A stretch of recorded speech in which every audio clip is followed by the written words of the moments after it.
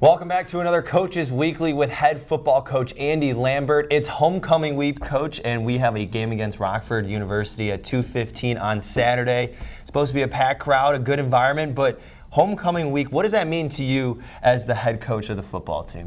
Well, it means a few more distractions. Again, we're just trying to play every game like it is, and homecoming, we want to put on a really good product on the field, because of the alumni coming in, and they're honoring the conference champs, I think from 2012 for the Hall of Fame. So there'll be a lot of history here, and so from that standpoint, we want to put a good product on the field and play our best game of the year for sure. Well, let's look back at last week's game against Eureka College, 27-13 loss against the Red Devils. We saw Troy Pradley at the helm of the offense for the first time this season, and there seemed to be a little bit of a different offensive style with him. There was a lot more passing. We saw Christian Covington get involved. Adrian Sykes put up 100 all-purpose yards as well. He picked up in the game. So with Troy at quarterback now, and with what you saw against Eureka, what's the next step for this offense to kind of head in the right direction or continue what we saw in that last game? Well, obviously the change at quarterback is notable. Everybody is going to notice that. I think the throwing it more or less or whatever, I think we've been right at the 25, 28 pass calls per game, right? So that's bubble, screen, and some other screens and that kind of thing. So we were kind of in that same range. We might have called 30 there. So we were getting a look. They were just man on the outside. In fact, we missed a couple of just those fades for whatever reason. As we go forward, it's the same. We've got to be able to run the football, and then we have to be able to complete open passes, when we get that chance. And so whatever those opportunities, may or may not look like. On our self-scout this week, we tried to go into our meeting on Monday and talk about that, and Tuesday afternoon before practice, just about what we're doing in the past. So we took the past season, and a couple things came out. One is just we're decent in all of our concepts, right? So, which is a little surprising because we haven't been able to score. So a couple things that came out of that. One is we really don't have margin for error. So, if we're going to get offsides, or we're going to get a hold, or we get a loss on a play, even incompletion, going second 10 or third and long, we're not going to be great at that. So there's not margin for error. So we've got to continue to just sort of hone that down and play mistake-free. So that's one. The second really is being able to score in the red zone. So once we get inside we call it the twilight zone, inside the 40, we have not been able to deliver on that really all season, starting with Chicago. So those are a couple things that we've talked about and really tried to emphasize this week, is trying to be mistake-free, and then how do we get the ball in the end zone when we get it. That game is a completely different game on Saturday, if we do that. And you talk about the struggle in the twilight zone, or we go into the red zone. Adrian Sykes has kind of stepped up for you since the injury to DeAndre Daniels, who did play Saturday, but we saw Adrian take on a little bit extra of a role as the RB2 for Saturday's game. With him being able to, we talked about it last week, being so versatile and being able to not only play on the outside, but also being able to rush it. What is the kind of way for this offense to go about the twilight zone a little bit better, to try to punch in it a little bit more? Right. Well, I think we've tried to throw it, run some run action down there, and so I'm not sure that that's a solution. In talking about Adrian, do we need to think more in terms of, instead of a play call, the actual play, we're actually trying to make a play call based upon the person, which is not like any kind of genius thought or something. So some of that is who do we get the ball to in those situations, and making sure that we do know what we're doing, and so that we're not maybe outside of the range of our base stuff. But, we just have to execute. And at some point in time, it's not going to be the person or the play if we make a mistake. And I think that's something that we focused on as we think about that packaging. Well, let's flip it over to the defensive side. One player I want to talk about is Martin Egbo. Mm-hmm. He was leading tackler in Saturday's game with 9 tackles, 2 tackles for a loss, but also 2, if you look in the box score, 2 pass breakups as well. So the big man getting it done as well.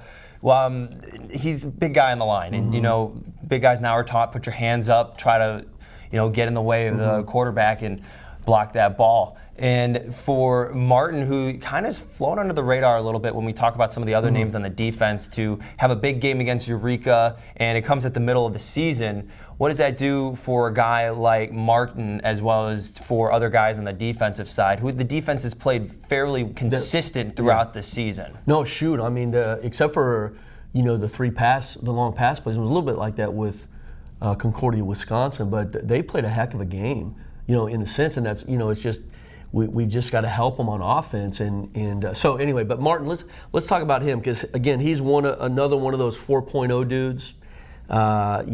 He's another just a great leader. He runs the tutoring. So in our study table sessions, as we have broken that up for our freshmen, he's one of the key components. He and Amir. But Martin's been just tutoring and helping all of our freshmen in those time frames.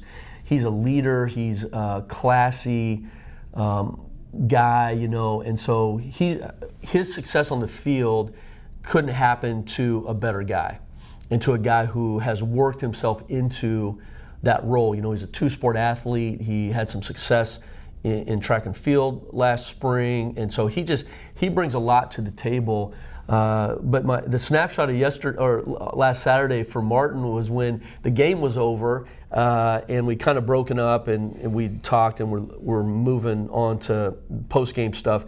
He was just laying on the turf, just sitting there. He was exhausted, and so that just gives an insight into his effort and how much he cares about playing well, but also how much he cares about helping the team win. Yeah. And you also talked about Amir too, and Amir is the senior center on the front line, and this is a team, as you mentioned, very run-heavy team, and creating holes. And it's very obvious when you have a guy like DeAndre Daniels, Adirian as well, even Gerald Crawford or Jordan Garcia, when they were in the backfield, there was a hole always in the line, courtesy of Amir, when it was run near him. Yeah. So when you have a senior center like Amir, and you get to those points where you're playing familiar opponents, this is another homecoming game. It's another game against Rockford, who I know a lot of these guys remember what happened last year, and they wanted to kind of correct that. What does Amir's role on the front line for basically starting the entire play before the quarterback gets the ball, his role mean to the offense?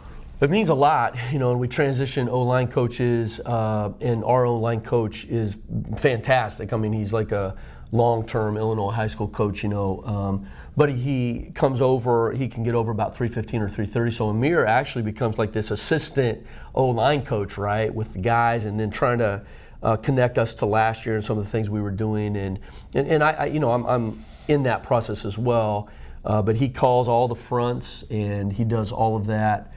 And has done it fantastically. So again, he's not just a leader on the field doing that, but he's also in our study sessions working for the academic success department and helping our freshmen out to get acclimated to the academic process. So again, he's one of 2 juniors and seniors playing on offense, if DeAndre isn't playing. So we got Christian Covington and Amir, and they're like the old men of the offense. So he's been a fantastic leader and has really his influence with these young linemen is going to be felt for and seen for multiple years down the road.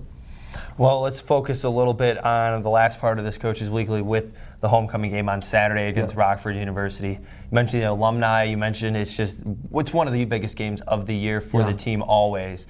But when you have Rockford coming to your place homecoming Saturday, what is the little bit of the scouting report? We're not giving too much away, but also what is it going to take for the Cougars to pull out the win in front of a maroon and gold crowd? Right.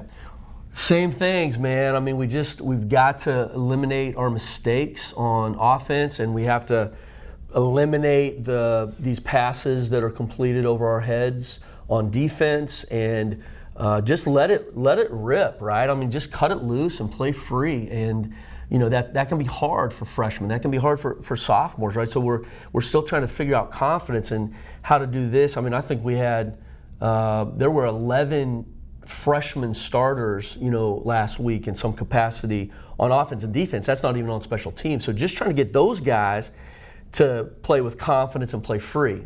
Just cut it loose and see what happens. And so I think the more we worry about the outcome, the more it sort of binds you up, and so that's something that we've really talked about for this week is just cut it loose, man, and play free.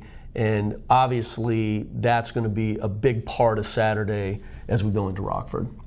Well, homecoming Saturday is shaping up to be a good one against Rockford University. The Cougars get ready to take the field with kickoff at 2:15 on the Cougar Sports Network. Want to thank Andy Lambert again for another Coaches Weekly. You're Look welcome. forward to our conversation next week, and best of luck Saturday, Coach. Thank you very much. Go Cougars.